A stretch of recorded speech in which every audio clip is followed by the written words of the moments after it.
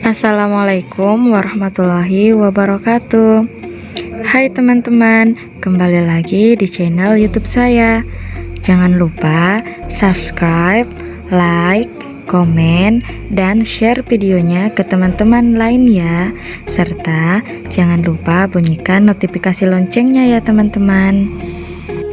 Kita mulai saja videonya ya. Assalamualaikum warahmatullahi wabarakatuh. Perkenalkan, nama saya Mita Astriani, NIM D1A1200016, Prodi Agribisnis kelas A. Hai teman-teman, video kali ini saya akan membahas tentang tugas saya dari pengantar ilmu ekonomi, di mana tugas tersebut terdiri dari 7 pertanyaan. Pertanyaan tersebut adalah: yang pertama, jelaskan apa yang dimaksud dengan teori perilaku produsen. Yang kedua, jelaskan perbedaan produsen dan produksi. Yang ketiga, jelaskan konsep dan jenis-jenis produksi. Yang keempat, jelaskan tujuan kegiatan produksi. Yang kelima, jelaskan permasalahan produsen dalam ekonomi. Yang keenam, sebutkan dan jelaskan bentuk-bentuk organisasi perusahaan. Dan yang ketujuh, kita akan menjelaskan kelebihan dan kelemahan dari bentuk-bentuk organisasi perusahaan yang akan saya jelaskan sebentar. Baiklah, saya akan menjawab pertanyaan nomor 1. Jelaskan apa yang dimaksud dengan teori perilaku produsen. Teori perilaku produsen adalah suatu teori yang menjelaskan tentang bagaimana tingkah laku atau perilaku produsen dalam menghasilkan produk yang mencapai efisiensi dalam kegiatan produksinya. Yang kedua, jelaskan perbedaan produsen dan produksi. Produsen adalah orang yang menghasilkan barang dan jasa untuk dijual atau dipasarkan. Sedangkan produksi adalah kegiatan menghasilkan atau meningkatkan suatu barang untuk memenuhi kebutuhan. Nah, perbedaannya, produsen itu adalah orang yang melakukan, sedangkan produksi adalah kegiatannya, kegiatan apa yang akan dilakukan. Yang ketiga, jelaskan konsep dan jenis-jenis produksi. Konsep produksi adalah filosofi pemasaran yang menganut pendapat bahwa konsumen akan menyukai produk yang tersedia secara luas dan murah. Jenis-jenis produksi antara lain: yang pertama, produksi ekstraktif, yaitu jenis produksi yang menggunakan kegiatan menggali, mengumpulkan, serta mengambil semua barang-barang yang bisa digunakan yang bersumber dari alam. Misalnya, penangkapan ikan yang ada di laut, penggalian ataupun pertambangan. Yang kedua adalah produksi agraris, yaitu jenis produksi yang pola kegiatannya bertujuan agar bisa memanfaatkan tanah dan mengelola alam agar bisa memperbanyak barang jadi dan menghasilkan barang-barang bermanfaat seperti peternakan, pertanian, perikanan, ataupun perkebunan. Yang ketiga, produksi industri, yaitu jenis produksi yang memanfaatkan lapangan pekerjaan dan mengolah bahan-bahan mentah lainnya yang bisa dijadikan sebagai barang yang jadi maupun jenis barang setengah jadi yang bisa digunakan untuk beragam keperluan seperti industri makanan, pakaian, dan lain-lainnya. Yang keempat adalah produksi perdagangan, yaitu jenis produksi yang nantinya memiliki aktivitas di bidang pemindahan hak milik dari barang dagang dari produsen penghasil kepada konsumen. Yang kelima, transportasi atau produksi pengangkutan, yaitu jenis yang menggunakan aktivitas agar bisa mempercepat dan memperpendek jarak antara pembeli atau konsumen dan pedagang.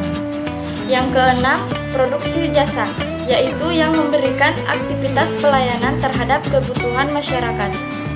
Selanjutnya, pertanyaan keempat. Jelaskan tujuan kegiatan produksi. Tujuan dari kegiatan produksi adalah untuk memperoleh keuntungan yang sebesar-besarnya, menghasilkan barang setengah jadi guna memenuhi kebutuhan produksi, serta meningkatkan produksi nasional dalam rangka meningkatkan kemakmuran rakyat. Pertanyaan kelima, jelaskan permasalahan produsen dalam ekonomi. Permasalahan tersebut Yang pertama, apa yang akan diproduksi? Karena jika terjadi kesalahan dalam hal ini, bisa mengakibatkan kerugian bahkan kebangkrutan bagi produsen. Yang kedua, bagaimana cara memproduksi? Dan yang ketiga, untuk siapa barang atau jasa diproduksi. Selanjutnya, pertanyaan nomor 6. Sebutkan dan jelaskan bentuk-bentuk organisasi perusahaan. Bentuk-bentuk organisasi perusahaan di sini saya menjelaskan ada 3. Yang pertama, perusahaan perseorangan, yang kedua, perusahaan persekutuan, dan yang ketiga, perseroan terbatas. Pertama, perusahaan perseorangan. Usaha pribadi adalah bentuk bisnis yang dimiliki dan dioperasikan oleh hanya satu orang dan mengambil segala keputusan dan bertanggung jawab secara pribadi atas segala hal yang dilakukan oleh perusahaan. Yang kedua, perusahaan persekutuan. Perusahaan persekutuan merupakan bentuk organisasi bisnis di mana 2 orang atau lebih bertindak sebagai pemilik dari perusahaan sehingga tanggung jawab dan hak yang ada akan ditanggung oleh mereka. Yang ketiga, perseroan terbatas. Secara hukum, perseroan terbatas dianggap sebagai suatu badan hukum terpisah dari individu-individu yang dimilikinya. Selanjutnya, pertanyaan terakhir, yaitu pertanyaan nomor 7. Jelaskan kelebihan dan kelemahan dari bentuk-bentuk organisasi perusahaan yang Anda jelaskan pada poin 6.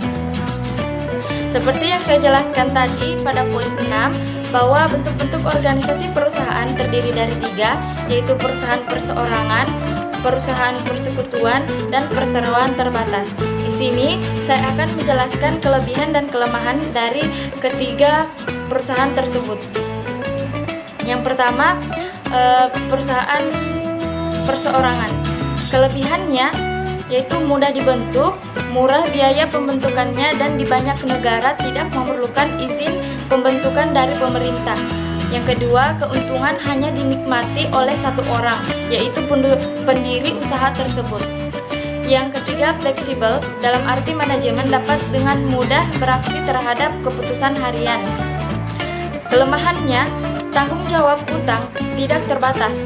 Artinya, apabila terjadi kewajiban pembayaran, maka kewajiban itu harus dipenuhi dengan menyerahkan seluruh harta perusahaan dan harta milik pribadinya. Yang kedua, relatif sulit untuk memperoleh pinjaman jangka panjang dengan bunga yang rendah. Selanjutnya, perusahaan persekutuan. Kelebihannya yang pertama, modal tersedia banyak. Kedua, meningkatkan kepercayaan kreditor. Yang ketiga, keahlian dan keterampilan bertambah. Yang keempat, adanya kemungkinan untuk tumbuh dan berkembang. Kelemahannya, yang pertama, tanggung jawab tidak terbatas. Yang kedua, umur yang tidak terbatas. Dan yang ketiga, lemahnya pengendalian. Selanjutnya, perseroan terbatas. Kelebihannya, adanya tanggung jawab atas utang yang terbatas, di mana tanggung jawab utang yang harus dibayar hanya sebatas jumlah saham yang dimilikinya. Yang kedua, adanya kemungkinan untuk memperjualbelikan saham yang dimilikinya. Yang ketiga, relatif lebih mudah dan memperoleh pinjaman dengan nilai nominal yang besar untuk jangka waktu panjang dan tingkat bunga yang rendah. Kekurangannya, keterbatasan dalam jenis bidang usaha yang akan dijalankan karena bidang usaha ditentukan oleh izin yang dikeluarkan serta peraturan-peraturan yang berlaku. Yang kedua, adanya kewajiban membuat laporan kepada berbagai pihak. Dan yang ketiga, biaya pendirian yang tidak sedikit.